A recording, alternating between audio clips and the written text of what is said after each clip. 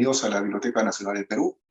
Mi nombre es Jorge Mateo, gestor cultural de la institución, y el día de hoy les damos la bienvenida a la presentación de Horizonte Temprano, publicación que recopila los resultados que el taller Helios realizó durante el verano de 2020 con niños y niñas vecinos de 4 sitios arqueológicos, los cuales son Chavín de Huántar, Cotox, Cutruhuasi y Cerro Ventarrón. Estos talleres formaron parte del proyecto de red de experimentación audiovisual en monumentos arqueológicos del Perú y comprendieron las técnicas de fotografía y película sin cámara, así como la técnica de animación en película de 16 milímetros y ejercicios de escucha. Cabe mencionar que el proyecto se realizó con el apoyo de la Beca para Proyectos Culturales 2019, otorgada por el Ministerio de Cultura del Perú, y que esta publicación dialoga con 4 cortometrajes audiovisuales que también explican y comparten la experiencia y los resultados. Antes de ceder la palabra a Ivonne Shin y Maricé Castañeda, quienes son representantes del taller Helios, haremos la presentación de nuestras invitadas de la presente sesión. En primer lugar, participará en los comentarios Lorena Bess Burday. Ella es magíster en Memoria Social por la Universidad Federal del Estado de Río de Janeiro, Unirio, licenciada en Comunicación Social por la Universidad Federal do Rio de Janeiro, de Brasil, y realizadora audiovisual. También nos acompaña Rosabela Álvarez Calderón. Ella es arqueóloga e investigadora de ciudades antiguas y modernas, así como integrante del Grupo de Investigación Patrimonio Arquitectónico de la Pontificia Universidad Católica y fundadora de los proyectos Activa la Huaca y Huaca Fest. Bienvenidas a todas. Adelante, Ivonne y Maricé. Buenas noches a todas y todos, gracias por conectarse, gracias a la Biblioteca Nacional por darnos este espacio, también a Lorena y Rosabela por haber aceptado nuestra invitación. Estamos muy contentas de poder compartir los resultados de este proyecto, que bueno, originalmente tiene un nombre bastante largo, que es Red de Experimentación Audiovisual en Monumentos Arqueológicos del Perú.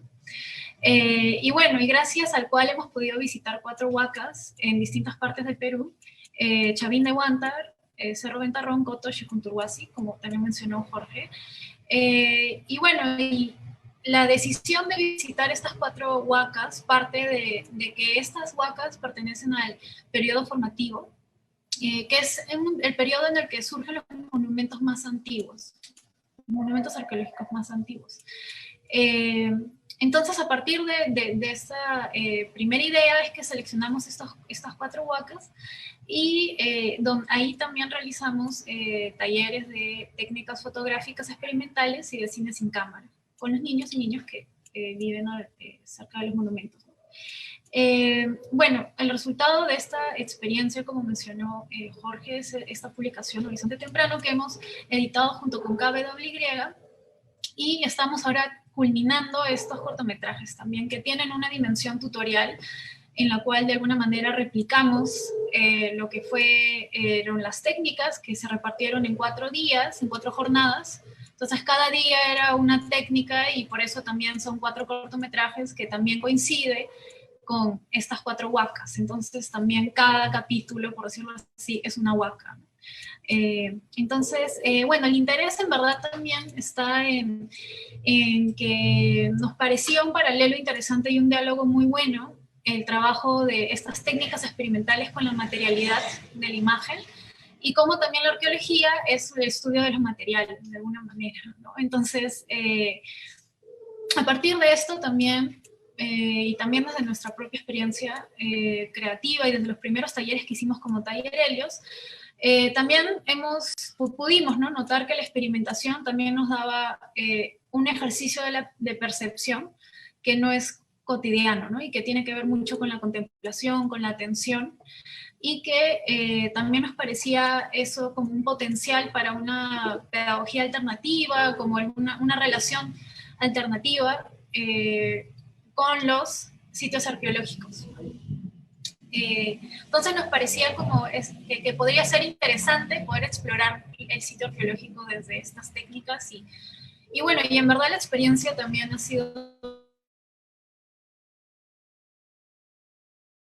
verdaderamente, fueron realmente como casi un campamento con los niños y pasamos mucho tiempo con ellos, prácticamente todo el día juntos, no solo visitando el sitio arqueológico, sino también los alrededores y también conociéndoles, ¿no? A ellos, a sus familias, todo fue muy natural, ¿no? Todo se iba dando también dependiendo del clima y de la comunidad, de la comunidad. Y bueno, y esta experiencia ha sido muy enriquecedora para nosotras y para nosotras también es muy importante poder compartirlo ahora públicamente y con los valiosos comentarios de Rosabela y de Lorena y también con las preguntas y comentarios que puedan surgir de las personas que nos están viendo en este momento. Y bueno, y esta es una primera vez que hacemos este proyecto, entonces también poder dialogarlo es muy importante para los aprendizajes y también como, no sé, creo que no solo se trata de nuestro proyecto, ¿no? Sino también son temas que creo que también tienen que ver con nuestro país, con la sociedad, los sitios arqueológicos. Y bueno, pasamos a ver, ¿no? Sí, y bueno, y a continuación tenemos preparado un resumen audiovisual de lo que fue la experiencia y los talleres, que parte un poco de lo que estamos preparando con los 4 cortometrajes, y posteriormente veremos algunas fotos de la publicación. Entonces, bueno, gracias.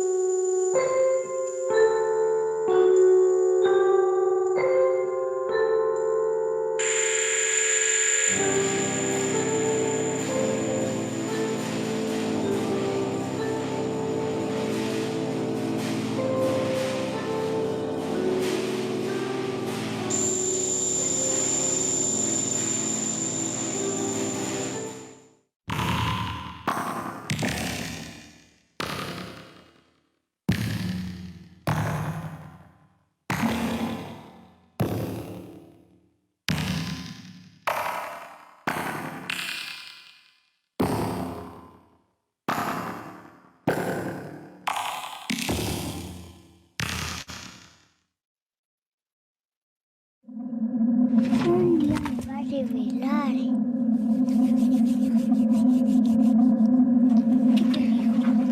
¿Qué te dijo? Me dijo que no me dice nada.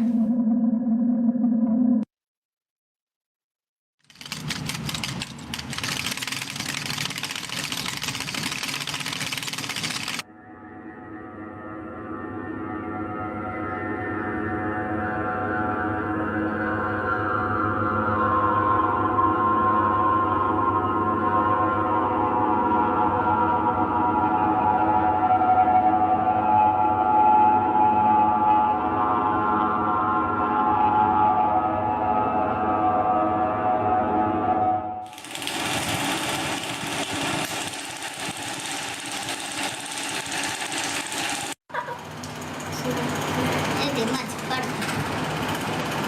¿Dónde es tuyo?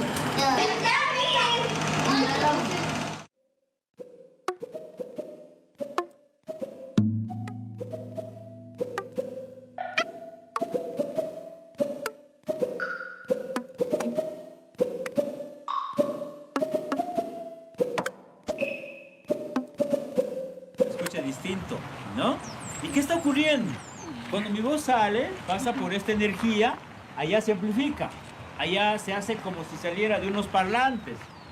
¿Por qué? Porque al pasar mi voz por esta energía, allá se convierte en unas ondas. Eso está ocurriendo, ¿ya? Acá no hay luz, ¿sí o no? No hay luz eléctrica acá, sino hay energía que sale de la Tierra. Es un flujo de energía que está aquí, en este punto.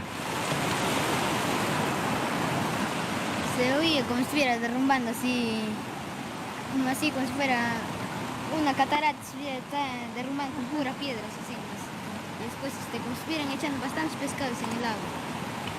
Y cómo suena. También escuché cómo el agua hacía el ruido porque la piedra, mucho como se dice, pues la piedra se hunde pero lanza un buen efecto. Ajá. Eso es lo que es.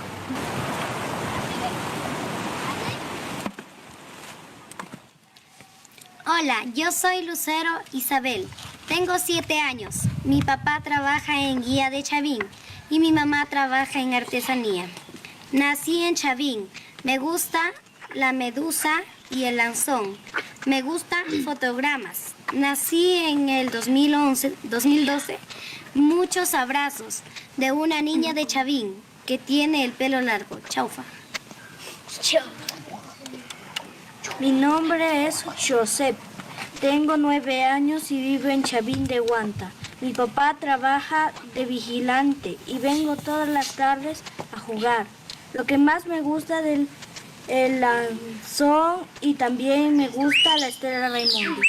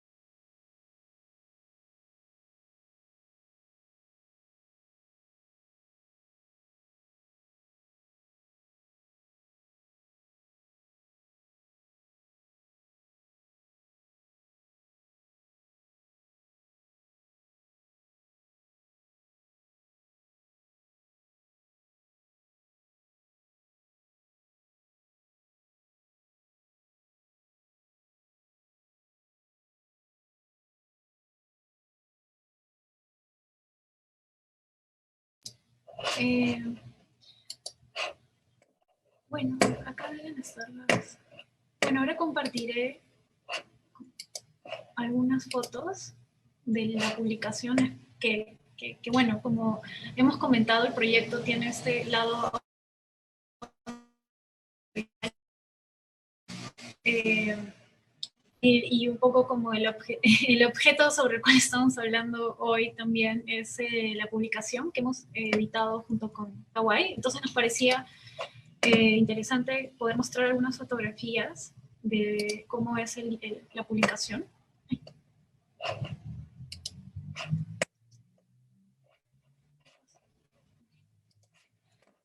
Algo pasó que se cerró. A ver, voy a volver a intentar.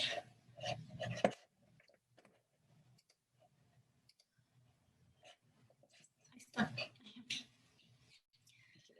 Y bueno, y hay algunas fotografías un poco para ilustrar cómo es la naturaleza de esta publicación, ¿no? Que es una publicación de 5 cuadernillos, uno en el que es más documental, de un corte un poco más documental y también con unas breves instrucciones de las técnicas, y 4 cuadernillos que corresponde a cada resultado de cada huaca, ¿no? Y bueno, y bien, hubo el interés de que el material también y la tinta, ¿no? El estilo con el que lo hemos impreso, también refleje la naturaleza de las imágenes analógicas artesanales, de alguna manera, ¿no? Y todavía como persista de alguna manera esa dimensión de la luz que con una impresión un poco más, solo en blanco y negro, se perdía un poco, ¿no?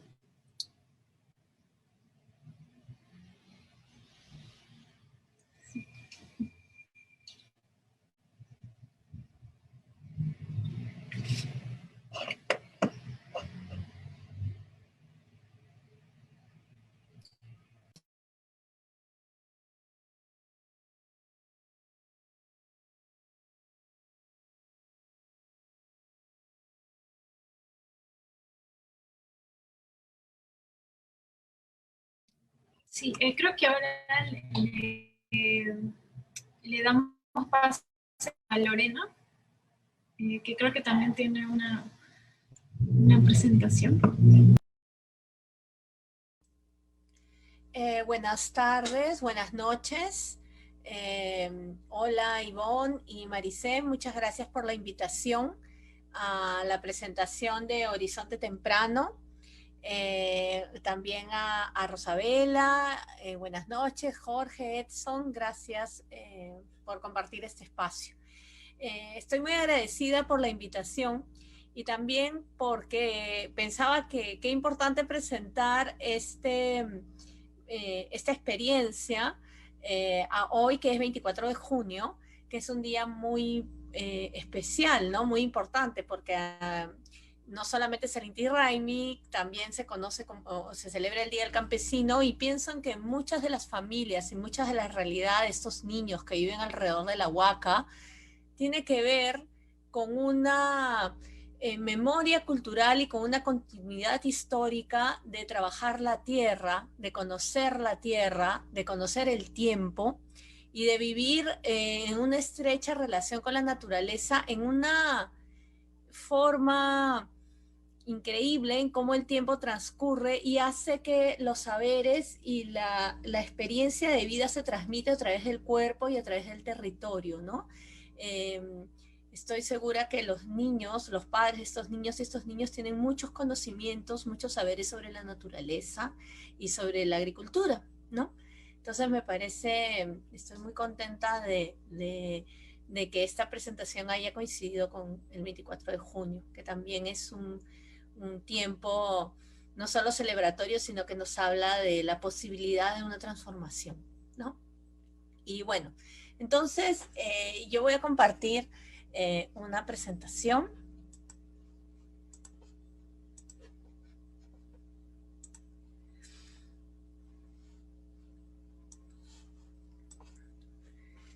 Y después de todo, es a los rayos que han caído sobre estas piedras desde hace siglos a los que regresamos. Mario Montalbetti. Es con este poema como epígrafe que se inicia la presentación que nos abre a la experiencia de Horizonte Temprano.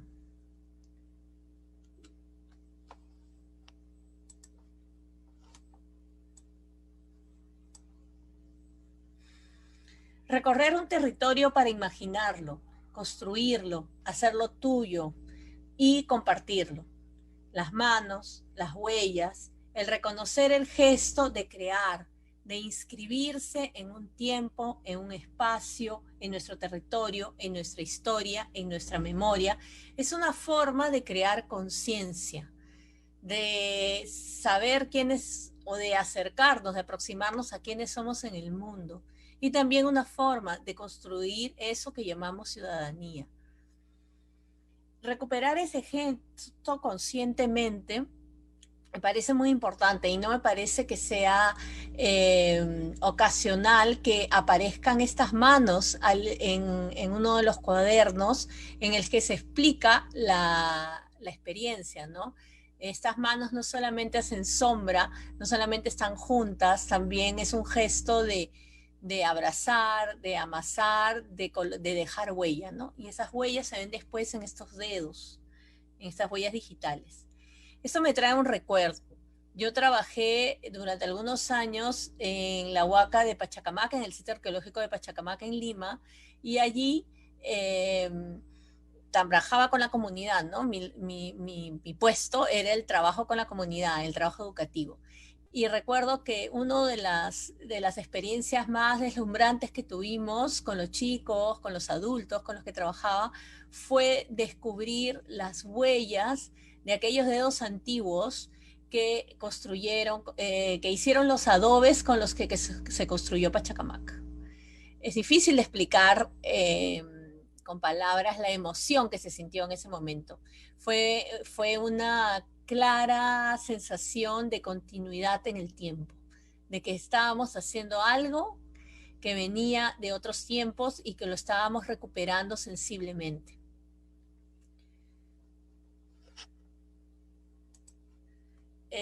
Luego, todas estas fotos que ven acá son fotos que están en la publicación.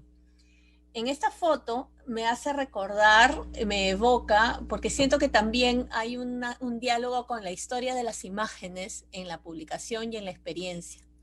Y me evoca las fotografías del siglo XIX, en las que se retratan las excursiones, los paseos en nuestro territorio.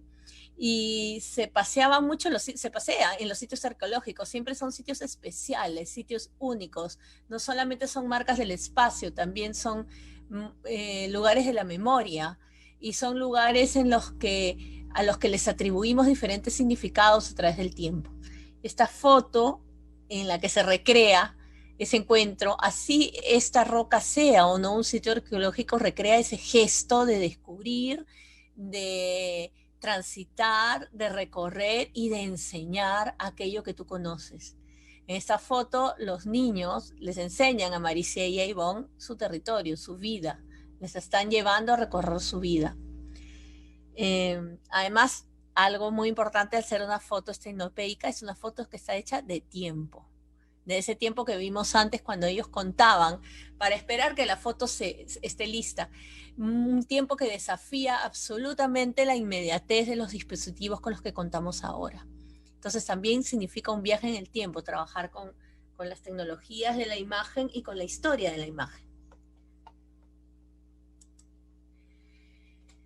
Hola, mi nombre es Joseph y tengo 9 años y vivo en Chavín de Huántar. Mi papá trabaja de vigilante y vengo todas las tardes a jugar. Lo que más me gusta es el lanzón y también me gusta la estela de Raimondi. Este texto se leyó en el video que presentaron. Bueno, siento que es un texto enorme que abarca una historia de vida, ¿no? La historia de la vida de Joseph, ¿no? Su papá su vida está absolutamente vinculada a Chavín de Huántar. Está absolutamente vinculada, ¿no? Pero cuando veo este texto, también además ven que hay un sol brillante y unas rosas alrededor del lanzón. Es una manera preciosa de representarlo. No está solo. Cuando leo este texto también pienso en el trabajo de nosotras las educadoras, ¿no? Porque nosotras no solamente promovemos y acompañamos experiencias, sino también editamos las experiencias. Creo que una labor importante que tenemos y una oportunidad preciosa que tenemos es de guardar y leer todo aquello que ocurre cuando se da la experiencia del encuentro, la experiencia educativa, porque la experiencia educativa es una experiencia de encuentro, de reconocer qué es lo que se produce en ese encuentro, cuáles son los gestos creativos que hay allí, dónde está esa voluntad de decir, de inscribirse en la realidad. Entonces siento que tenemos una bella oportunidad de ser editoras de esa experiencia. ¿Y por qué somos editoras? Porque recogemos, guardamos, valoramos y leemos ese material para construir narrativas que abran a otras dimensiones, que valoren aquello que ha ocurrido, que comuniquen el proceso que hemos vivido juntos. Esto no solamente crea memoria, sino que hace posible la construcción de sentimientos y sentidos profundos sobre lo que somos capaces de crear. Es importante, urgente y necesario darnos ese tiempo como educadoras. Somos editoras de las experiencias. Tenemos esa maravillosa oportunidad que la vida nos da. Y esta vez, ese recorrido para editar la experiencia se da a través del encuentro de la oscuridad con la luz, del tiempo y de la magia, que es de donde nacen estas imágenes.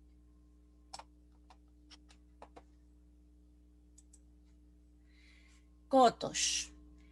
Elegí Kotosh porque esta imagen de Kotosh porque me evocó el sonido del río Mito. Y además las historias que han contado los niños sobre este territorio fértil y sobre aquella escucha mágica que sucede en el sitio arqueológico de Kotosh, de la que se habla también en el video, esa amplificación, de esa energía que hace que el sonido se amplifique. Y cómo uno recorre con todos nuestros sentidos el territorio, con todos nuestros sentidos, con todo nuestro cuerpo estamos en el mundo. Y recuperar sentidos es muy importante, ser conscientes de nuestros sentidos es muy importante. Y no solamente de la vista, sino también de aquello que huele, aquello que tocamos y aquello que escuchamos, ¿no? Esta fotografía en sus siluetas, en su oscura luminosidad, me hace pensar en ese transcurrir incesante del río Mito. Kunturwasi. De Kunturwasi nos presentaron una vegetación exuberante y al parecer mágica y antigua que se confundía con la niebla, en un relato que nos hacen llegar, descubrir Kunturwasi después de una caminata húmeda en una vegetación que parece muy antigua y el sitio se abre en medio de la niebla, ¿no? Es un viaje en el tiempo, ¿no? Ahí hay un viaje en el tiempo que han realizado guiadas por los niños y niñas que habitan ese territorio. Es una celebración a la vida reconocer estas texturas tan originales, me refiero a seminales, ¿no? Las texturas de las plantas, de donde se origina la vida. Chavín de Huántar. Esta fotografía nuevamente me evoca a las fotografías de los exploradores, pero también de los arqueólogos, ¿no? El arqueólogo posando con su descubrimiento, con aquel monumento que ha descubierto y que lo está mostrando al mundo, ¿no? Y me gusta que son 3 y que se han organizado en la imagen y el más pequeño está en el centro, ¿no? Sosteniendo el lanzón. Y hay toda esta postura del cuerpo de absoluta confianza y de alegría de habitar ese territorio. Hay una celebración en esa imagen, ¿no? Además que es una manera de conocer en Lanzón absolutamente nueva y mediada por los ojos de los niños y niñas.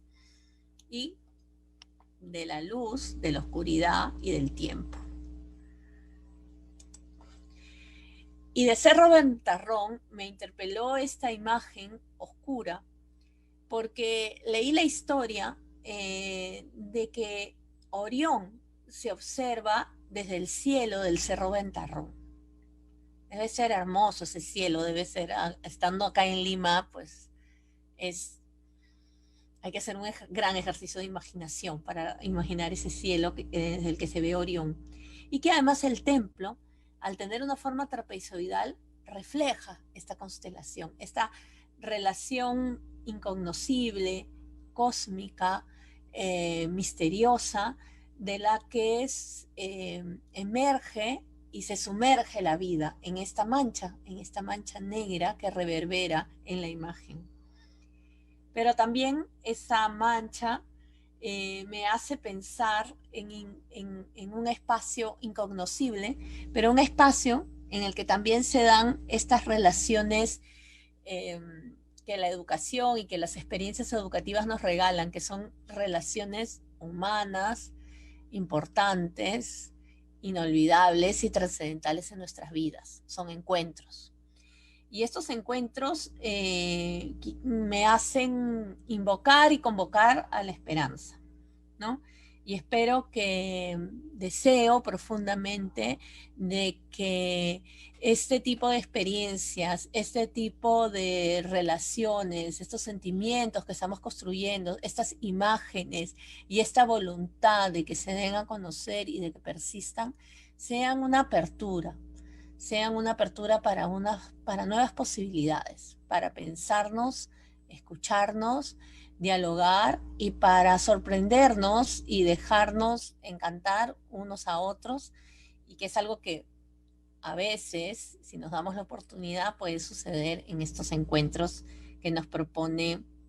En este caso ha sido el cine de la fotografía que han propuesto el encuentro, pero podría ser cualquier otra posibilidad de la creación humana. Y bueno, era eso. Muchas gracias. Gracias a Ivonne, a Maricé, por esta experiencia y por permitirme presentar una partecita de mis visiones sobre Horizonte Temprano. Gracias.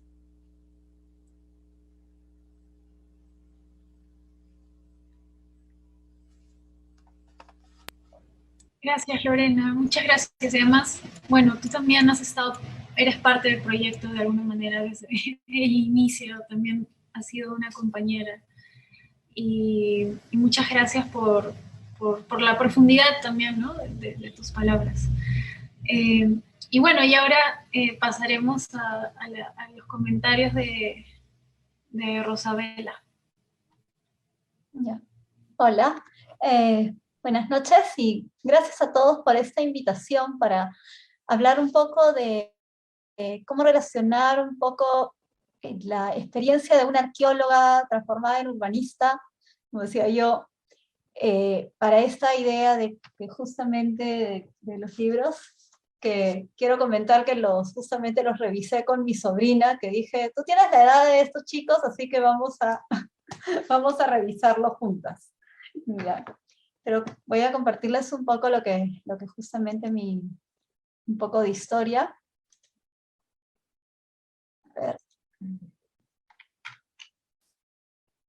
A ver, ¿están pudiendo ver? Ya. Justamente yo soy originalmente arqueóloga, estudié arqueología en la Universidad Católica, y justamente durante muchos años trabajé principalmente en Lima y en la costa norte, tanto en arqueología prehispánica como en arqueología histórica. Y el trabajo del arqueólogo es muy de campo, puede ser muy... hay un poco de descubrimiento, pero también el descubrimiento dura unos segundos y luego ahí viene la parte responsable de documentar cuidadosamente todo lo que descubres, documentar, registrar, rescatar, y la responsabilidad que implica ser arqueóloga. Pero sobre todo la oportunidad de viajar de manera bastante extensiva por toda la costa norte del Perú, y conocer a muchísima gente, entre, por ejemplo, arqueólogos, obreros, gente de diferentes pueblos, que hemos comido enormes cantidades de comida, nos han invitado chicha de jora, todos tipos de cerveza, todo tipo de patos, he desplumado patos, he cargado baldes de agua, me ha caído todo el viento, he corrido, literalmente cuando hablabas de ventarrón, yo me acuerdo de los ventarrones de Puerto Eten, teniendo que perseguir mis fichas por los ventarrones, o decir, disculpa, esta duna no estaba acá antes, duna, muévete por favor, hasta aventuras como el famoso incendio de Eten del año 2011. Ya. Pero sentí cuando hice una maestría en conservación crítica y me metí en el mundo de los arquitectos y los urbanistas, y me di cuenta de que mi posición ahí era siempre estar en el medio de estos dos mundos, donde yo me sentiría, nunca sería parte completa de uno y de otro, y más bien tendría que estar cómoda y feliz en ser este puente, esta articuladora entre el mundo de la arqueología, la narración de las historias del pasado y de las sociedades a través de los objetos de la cultura material, y las historias de la arquitectura y el urbanismo, que es literalmente el que tiene el diseño para construir estos espacios donde vivimos, donde habitamos, donde realizamos nuestra vida, y no solamente de su significado funcional, sino también los significados simbólicos relacionados a nuestras ideas y nuestras maneras de entender el mundo. Y ahí la docencia ha sido una gran experiencia. He diseñado una enorme cantidad de cursos, más o menos 6 cursos, y ahí la Universidad Católica me ha dado la enorme oportunidad de básicamente decirme, haz todos los cursos que quieras, diseña lo que quieras, si los alumnos se meten, está bien. Entonces he hecho desde cursos como Huaca y Ciudad, donde se plantea la idea de cómo podríamos repensar la relación entre la Huaca y la ciudad y las personas que nos rodean, repensar los bordes, plantear los bordes, pero también, por ejemplo, hemos visto temas de espacio público, hemos visto también hacia el otro extremo de lo prehispánico, que es el patrimonio moderno, que yo digo, lo prehispánico y lo moderno están ambos extremos del espectro. Uno es muy antiguo, uno es muy nuevo, y en ambos casos la gente no los entiende. En algunos casos saben que tal vez los deben valorar, pero no saben exactamente por qué los deben valorar.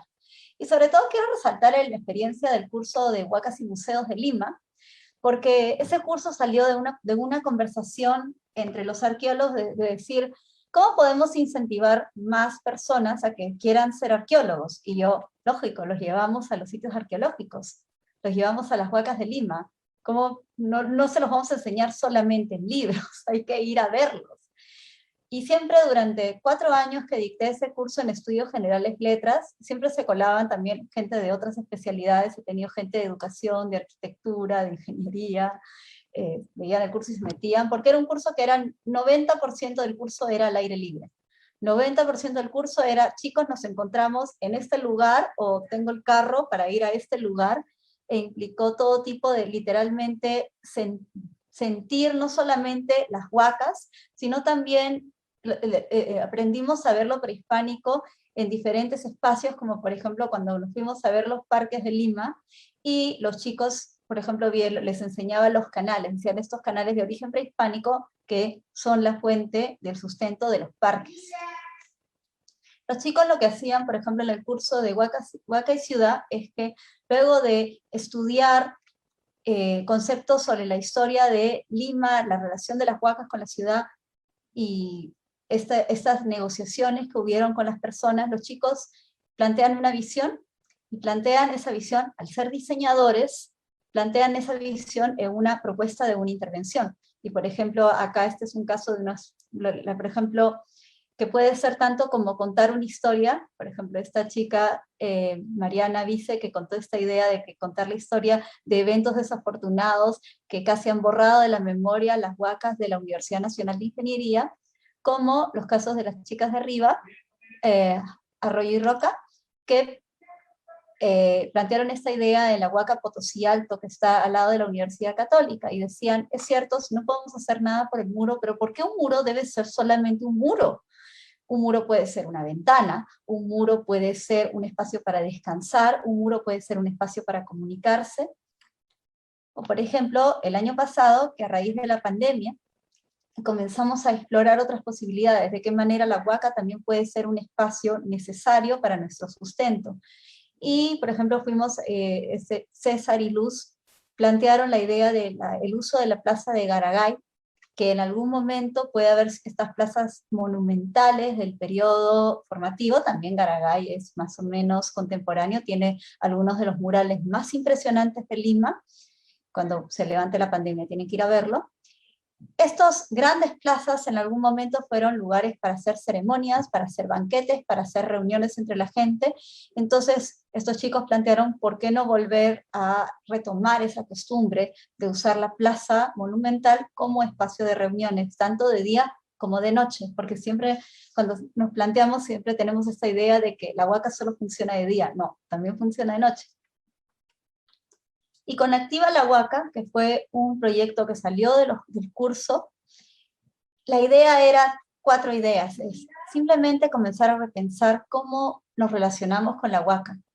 Pensamos la idea de, teníamos nuestros objetivos, todos decíamos, éramos un grupo de que todos decíamos, todos nos interesa el tema de las huacas, todos sentimos un interés, una atracción hacia el tema, y queremos comunicar esa atracción, ese interés, esa fascinación que ejerce sobre nosotros, y queremos comunicarlo. Y decíamos, queremos generar curiosidad, queremos generar interés, luego queremos generar información que podamos comunicar, pero también a través de eso y a través de actividades como caminatas, al estilo de que les contaba las caminatas de Jane Jacobs, esta famosa periodista que con su libro La muerte y vida de las grandes ciudades americanas, como que ayudó a replantear esta idea de que de los tugurios y los barrios abandonados, que para mucha gente decían eran tugurios, eran espacios abandonados, horribles, y decían no, son los hogares de la gente. Esas calles que ustedes desprecian son los principales lugares de encuentro, los verdaderos terceros espacios donde ocurre la vida comunitaria. Entonces nosotros decíamos, la Huaca es también parte de este paisaje prehispánico, este paisaje histórico. Por ejemplo, con esto que ven abajo, como la Huaca Santa Cruz, la historia que contábamos era también una historia del territorio. Por ejemplo, esta caminata siempre comienza, por ejemplo, al costado del acantilado, que donde está ahora el lugar de la memoria, que esa caída al mar es la desembocadura de uno de los canales del canal de Huatica, que era uno de los canales de agua que alimentaba los campos de cultivo y daba agua a la zona alrededor de la Huaca de Santa Cruz. También contábamos la historia del periodo de las haciendas, también la historia de la residencial Santa Cruz, que es esta ícono del periodo del movimiento moderno, y cómo es que la Huaca entonces es parte de esta historia del barrio, y justamente cuando hacíamos las caminatas la gente compartía sus historias, sus experiencias. Hemos tenido, por ejemplo, desde la arqueóloga, una de las arqueólogas que trabajó ahí, hasta un par de señores que conversaron todo, contando que el hecho de que la Huaca Santa Cruz está donde antes estaba el aeródromo de Santa Cruz, que llevó a una gran conversación sobre cuál es el lugar ideal para colocar un aeropuerto en cuanto a vientos, ubicación, y que curiosamente la Huaca Santa Cruz era el lugar ideal para hacer un aeródromo, y por eso estuvo el aeródromo de Posset ahí hasta los años 60. Entonces, y como ven, esta es una caminata donde simplemente la gente le gustaba porque decía, bueno, a mí no necesariamente me interesa la arqueología, pero quiero poder entrar a la Huaca, quiero que me la expliquen alguien que no me va a usar temas técnicos, sino que me la va a explicar como lo que era, un edificio que tenía muchos usos, que tuvo un uso administrativo en algún momento, porque, como decía, el edificio de oficinas, o sea, tienes que tener un lugar para guardar los alimentos, para tener reuniones pequeñas, para tener reuniones grandes, y tenés un edificio que al final de su vida útil fue transformado en un cementerio, y tuvo usos más allá. Por ejemplo, muchas de estas huacas, por ejemplo, vemos la Huaca Bellavista en el Callao, fueron luego utilizadas como lugares para cementerios de trabajadores chinos. Y también nunca pensamos cuál ha sido la historia de las huacas más allá del periodo prehispánico. Pero lo interesante fue de atar esta caminata con la historia del barrio. Entonces implicaba, por ejemplo, llevar a conocer este maravilloso mural, que en paz descanse, que estaba en uno de los edificios de la residencial, pero también compartir, por ejemplo, la foto que va de arriba es como decían, un arquitecto que decía, yo era un niño de la modernidad y quiero jugar en mi playground de la modernidad. Casi se mata al bajar, pero bueno.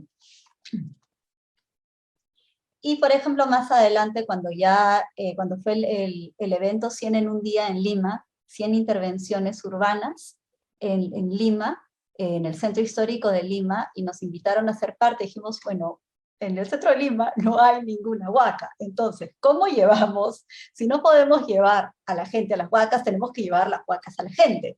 ¿Y cómo podemos abrir la conversación a temas urbanos? Y otra vez regresamos a Garagay, porque pensamos en la plaza de Garagay y decíamos, a ver, si colocamos la plaza de Garagay, la plaza prehispánica, y la ponemos a la plaza del centro de Lima, ¿te sale cuánto? Sacamos la cuenta que eran 4 manzanas del centro de Lima, ¿ya? Y eso era una plaza monumental, y llevó toda una conversación entre nosotros, con mucho café y con muchos cupcakes, que básicamente repensar cuánto nos hemos acostumbrado a tener un mínimo de espacio público, mientras que antes esa cantidad de espacio abierto era absolutamente normal. Era absolutamente normal para un edificio monumental. Edificio monumental, plaza monumental. ¿Ya? Por ejemplo, me hace acordar cuando yo soy profesora asistente del curso de arquitectura prehispánica, y José Canciani siempre les habla a los estudiantes de cómo Chavín de Huántar se desvió el curso del río para hacer otra plaza, otro edificio.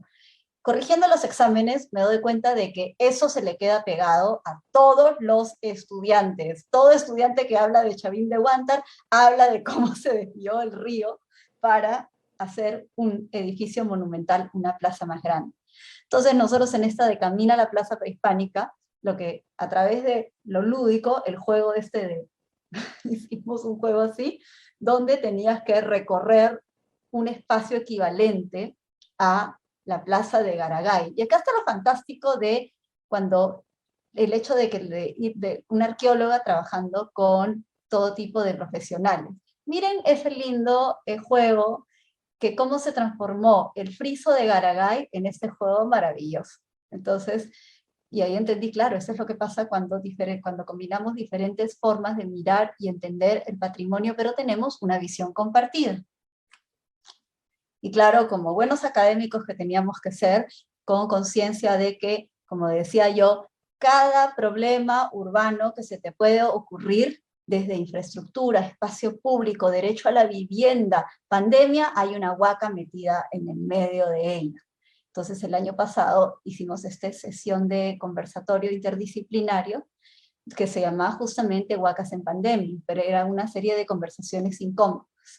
Entonces, para terminar la idea, yo lo que justamente me parece interesante hablar es que justamente cuando nosotros pensamos esta idea de visibilidad, valoración, ciudadanía, la memoria histórica, Huacas como espacio público, caminabilidad, es básicamente cuando tienes el patrimonio ahí, el patrimonio de origen prehispánico, sobre todo cuando está insertado en una ciudad, ya, está ahí. Entonces, miren, en nombre de ese patrimonio, miren todas las preguntas complicadas sobre forma de vida, sobre derecho a la ciudad, sobre derecho a la accesibilidad, quién tiene derecho a este patrimonio como espacio público, cómo reconciliamos nuestros valores. Y para terminar, quisiera pensar unas ideas que saqué del libro, cuando lo estaba revisando esto. Justamente, al poco tiempo que leí este libro, con mi sobrina, que me hizo toda una cosa de observaciones de que esto parece luz. ¿Por qué tanta luz? Y luego, a ver, ¿dónde está la primera? Allá. Justamente cuando estaba mi querida sobrina Ainhoa, sin embargo, vio esto, ¿cómo hacer tu cámara? Y al toque ya está, vamos a buscar una caja de zapatos, se entusiasmó. Así que yo dije, bueno, yo no sé nada, pero tenemos que hacerlo. Quiero comentar una cosa que justamente leí después. Me compartió una amiga que era arqueóloga de Estados Unidos, una cosa sobre, decía, ¿tú qué creías que el arte rupestre era primitivo? ¿Por qué se meterían hasta el fondo de las cuevas con esas linternitas a hacer estas imágenes gigantescas? ¿Y por qué parecería que la Santa Chado y todo eso? Y hablaba de esta teoría de que el arte rupestre era casi como las primeras, primero que tenían, ¿por qué te metes hasta el fondo de la cueva? ¿Ya? Para hacer arte, toda la logística que eso implicaba, todas las complicaciones que eso implicaba, y eso decía, primero, que tener un gran conocimiento del mundo alrededor tuyo. también estaba pensando en estos juegos de luz y de sombra y de movimiento, y hablaban de que como si entrabas al fondo de la cueva, no con una linterna moderna, sino con tu cosita de fuego, prácticamente entonces todas estas imágenes se movían. Entonces estoy pensando cuando decían este juego, o sea, yo veía las fotografías y decían, es casi como estás dibujando con luz y oscuridad. Y me hizo acordar este texto que habla, este argumento que hablaron sobre las pinturas rupestres siendo como las primeras películas. Que básicamente las personas de hace literalmente decenas de miles de años usaban estas cuevas como una manera hacer casi como este arte en las paredes, porque era como que arte que no tenía ninguna funcionalidad. Si lo ves como, ¿a qué pinto? Estos dibujos no me sirven de nada, excepto si estás pensando un poco más allá de qué estoy representando, porque quiero representar movimiento, que estoy, verlos más allá que objetos bidimensionales. Y yo creo que esto sobre todo nos hace, cuando yo leí ese texto, dije dos cosas. Primero, la próxima persona que me dice que la gente del periodo lítico eran primitivos, le cae la chancleta. Porque luego de ver todas estas cosas, decir, ¿cómo puedes pensar eso simplemente porque no lo entiendes? Porque no entiendes esta relación que tenía la gente con el territorio. Cómo cuando no tienes tecnología moderna, o no han salido las explicaciones para ciertas cosas, ¿cómo lo explicas? ¿Cómo lo predices? ¿Cómo entiendes ciertas cosas y cómo las comunicas? Entonces, una de las cosas que yo quería hacer esta relación entre esto de lo que yo he pensado de cómo es esta relación de Huaca y ciudad, ¿ya? Y sobre todo cuando fuimos más allá de lo urbano y comenzamos a tratar de ser cómo lo comunicas a diferentes personas, porque una de las cosas interesantes de Huaca y ciudad, y activa la Huaca, es que cómo me escriben arqueólogos y arquitectos, sí, e ingenieros, pero también artistas, músicos, gente de sociales, gente de comunicaciones. Es como que las diferentes maneras de que los sitios arqueológicos nos afectan y se relacionan con nosotros, sobre todo cuando nos encontramos ya no necesariamente arquitectura, sino también arte.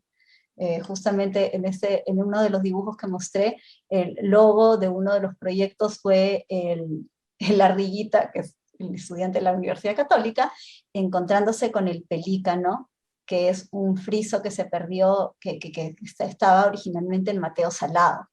Y era casi como este encuentro del pasado con el presente, pero a través de algo lúdico, algo artístico.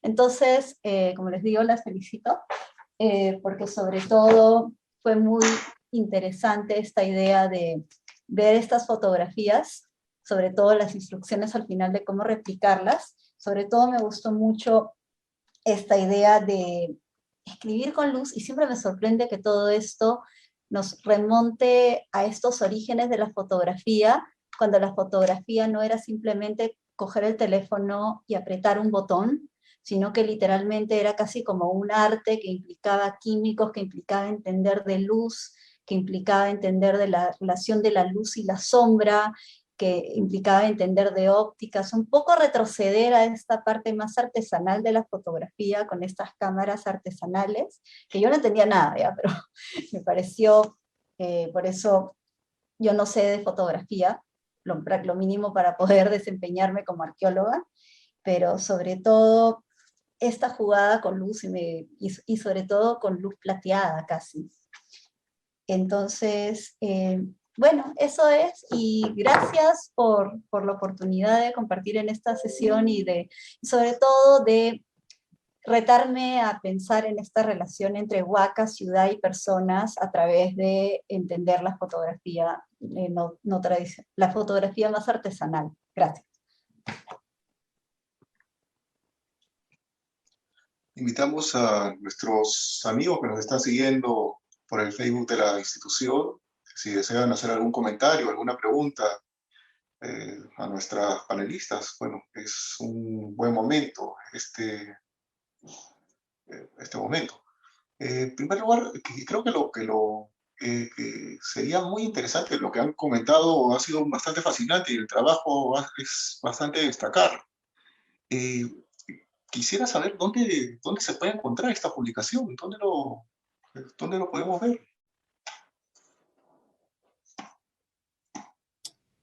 Bueno, la publicación Horizonte Temprano, que creo que también sería interesante mencionar el origen del nombre, ¿no? El nombre sobre todo tiene relación a la cultura chavín, ¿no? Se relaciona al periodo en el que Chavín tiene como abarca, ¿no? Mayores territorios. Pero también, no sé, no es un nombre bastante evocativo, ¿no? Que al menos a nosotras también nos evocaba y también a nuestros amigos de KWY, Musuk Nolte y Fernando Fujimoto. El tiempo, la dimensión del tiempo, de las imágenes que tienen las imágenes y también, bueno, la infancia de alguna manera, ¿no? Como un horizonte temprano, ¿no? Pero bueno, la publicación la pueden adquirir a través de nuestro Instagram, de nuestro Facebook, lo estamos distribuyendo de manera independiente y lo recaudado nos está ayudando a hacer la distribución de la publicación a los niños y niñas que participaron en el taller y a personas que también nos han apoyado y también nos interesa llegar a espacios públicos también, ¿no? Y ya hicimos una primera entrega que por razones que ya conocemos de la pandemia, ha tenido que ser igual diferida de alguna forma, y que, bueno, los niños y niñas de Cerro Ventarrón ya tienen sus horizontes tempranos, ¿no? Y también algunas personas de la comunidad, incluido también el arqueólogo Nacho Alba y la arqueóloga Seira Pasapera, que nos ha apoyado muchísimo, y quien nos ayudó mucho con la distribución también. Y bueno, y esperamos pronto poder también seguir distribuyendo en las demás huacas, ¿no? Como nuestro principal objetivo es ese, ¿no? Como que ellos puedan tener en sus manos la publicación.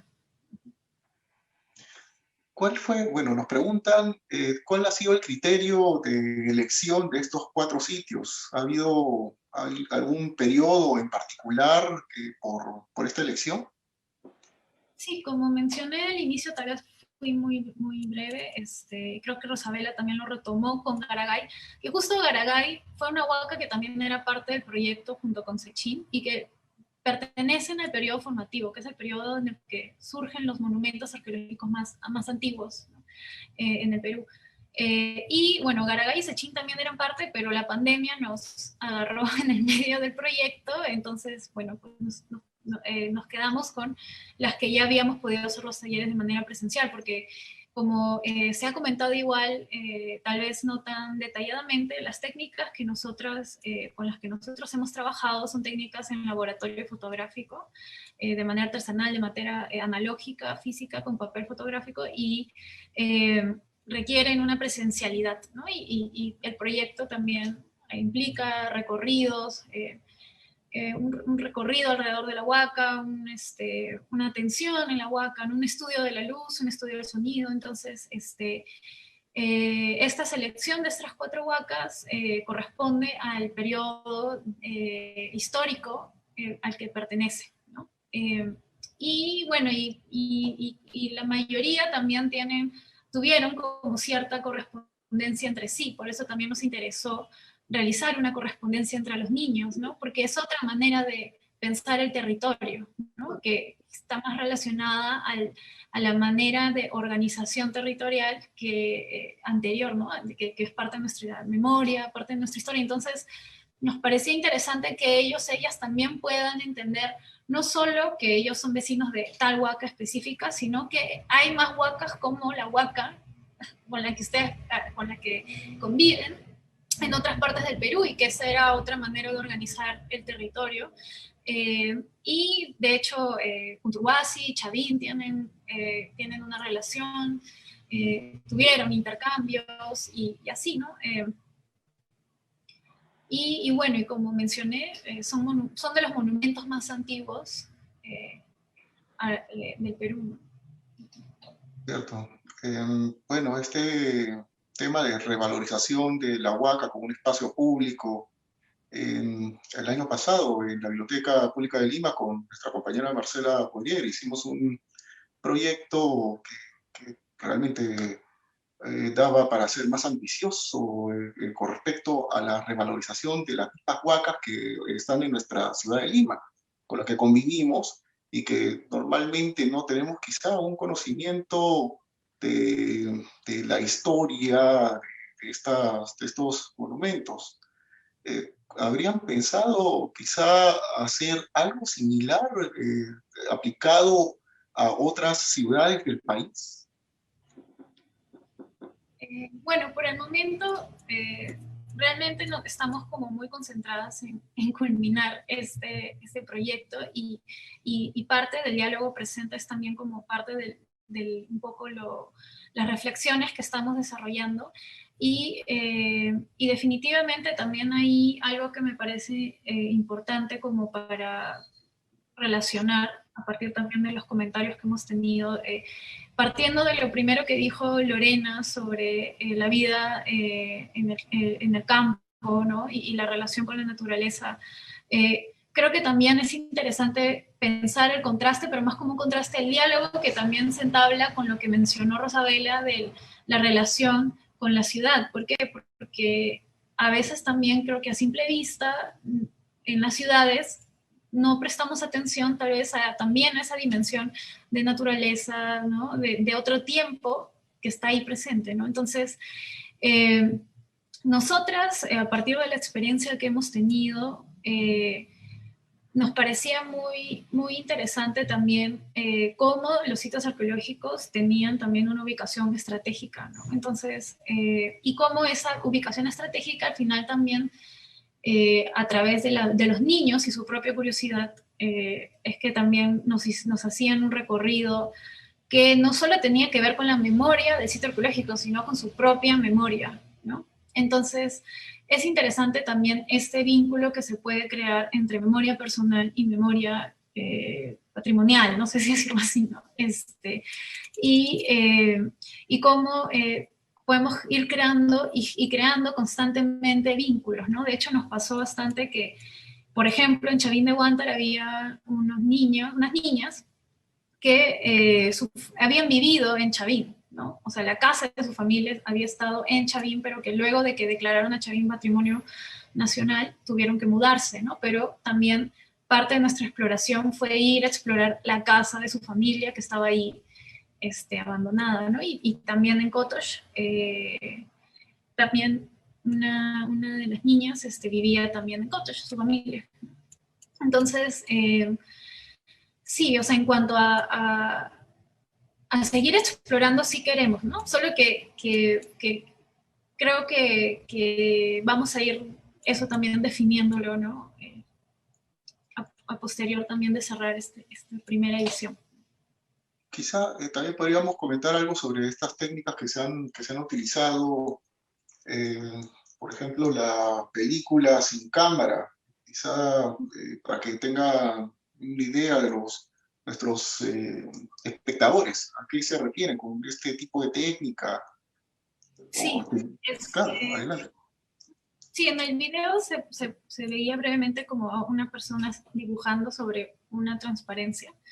Entonces, bueno, el cine sin cámara que nosotros hemos desarrollado viene del cine que se le conoce como experimental, analógico, y que también tiene que ver con el principio del cine porque parte primero de su formato original, que es la cinta analógica, y que también parte de una manera mucho más evidente y material de que la imagen en movimiento es una serie de imágenes fijas, de fotogramas. Entonces, nos parece interesante trabajar con ese material, con esa técnica, porque era un poco como explorar esa magia, esa alquimia que también hay en el cine, en el mecanismo del cine analógico. Y bueno, lo que hacíamos era despintar estas películas volverlas una transparencia, que son acetato, está hecho de acetato, y los niños dibujaban encima de esto, ¿no? Pero la premisa principal de todo esto, más que simplemente dibujar, es que se inspiren del paisaje, del sitio arqueológico, ¿no? Entonces, en el video que compartimos brevemente se veía una animación de puntitos verdes, y esto parte de una experiencia que tuvimos, que Isaías de Conturhuasi nos invitó a su patio en la noche, porque nos dijo que ahí había un espectáculo, nos dijo que íbamos a ver muchas luciérnagas, ¿no? Igual nosotros no nos imaginamos el espectáculo que fue ver una constelación de luciérnagas en la Tierra mientras veíamos una constelación hermosa en el cielo. Y partiendo de esa experiencia que tuvimos, es que ellos hicieron esa animación. Entonces, y así, ¿no?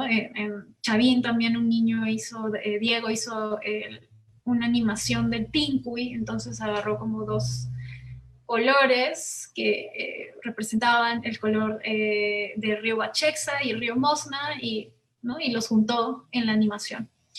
Y así, ¿no? Es como lo que decía Lorena, ¿no? Que como mediadoras hay ese ejercicio de la edición, entonces había como propuestas e incitábamos un poco a los niños también en el proceso para que esta relación con las técnicas no sea nada más como aprender a usar la cámara, aprender, o sea, como algo tan instructivo nada más, sino que esta experiencia creativa se vuelva también una experiencia de profundizar y de apropiarse, de asimilar de manera personal, mucho más profunda y también mucho más abstracta y subjetiva, la relación con el entorno, ¿no? Claro, claro. Y bueno, no queda sino resaltar pues, el trabajo que han realizado y que realmente esperamos poderlo ver. He visto solamente las fotografías y el video y me parece muy impresionante para poderlo realizar con detenimiento y también ver el desarrollo que tengan estas comunidades, estos niños, en su desarrollo profesional y artístico. En esta oportunidad, pues, les agradecemos acá la presencia a nuestro público y les agradecemos al Taller Helios, a Lorena Best, a Rosabela Álvarez Calderón. Y gracias por su presencia. Nos encontramos en otra presentación de la Biblioteca Nacional, no antes sin mencionar las medidas sanitarias que estamos en este contexto actual, ¿no? Tenemos que seguir con la higiene constante, el uso de mascarillas y el distanciamiento social. Muchas gracias a todas. Buenas noches.